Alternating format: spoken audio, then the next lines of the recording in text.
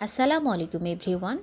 ছাদ বাগান এবং ব্যালকনি বাগান সম্পর্কে সকল ধরনের ভিডিও পেতে আমার চ্যানেলটি সাবস্ক্রাইব করে রাখুন। যদি ভালো লাগে তাহলে লাইক, কমেন্ট অ্যান্ড শেয়ার করবেন। এর আগে টমেটোর গাছ নিয়ে দুইটি ভিডিও দিয়েছিলাম।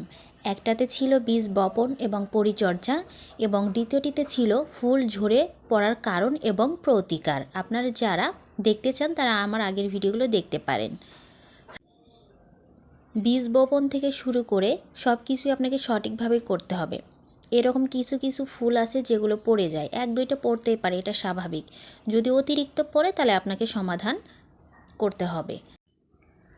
এই রকম যদি কালো কালো ফুলগুলো হয়ে যায়, কালো বা একটু শুকিয়ে যাওয়ার মতো অবস্থা, তাহলে বুঝতে হবে আপনার ফলন অবশ্যই হবে। এই টাইপের যদি হয় তাহলে ফলন 100% হবে। এই রকম ফুলের অবস্থা দেখে ভাবা যাবে না যে আমার ফলন হবে না। হালকা শুকিয়ে যাওয়া মানেই আপনার ফলন নিশ্চিত।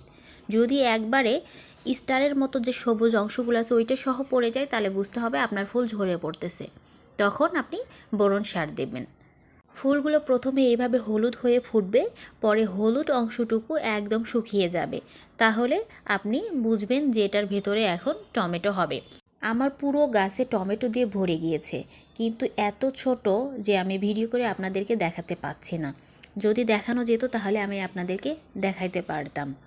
আপনি যদি প্রথম থেকেই সব কিছু সঠিকভাবে করেন তাহলে অবশ্যই ভালো ফলন পাবেন। বীজ বপন থেকে শুরু করে চারা রোপণ, পরিচর্যা, নিয়মিত পানি বেশি দেওয়া যাবে না, আবার কমও দেওয়া যাবে না। সব যদি সঠিকভাবে হয় তাহলে অবশ্যই ভালো ফলন পাবেন। এখন আপনি বলতে পারেন পানির পরিমাপটা আমি কিভাবে বুঝবো? আপনি যখন গাছে পানি দেবেন এমনিতেই বুঝতে পারবেন যে কম দিতে হবে বা বেশি দিতে হবে। আর ভিডিও দেখে গাছ রোপণ এবং পরিচর্যা করেন, অবশ্যই ভালো ফলন পাবেন।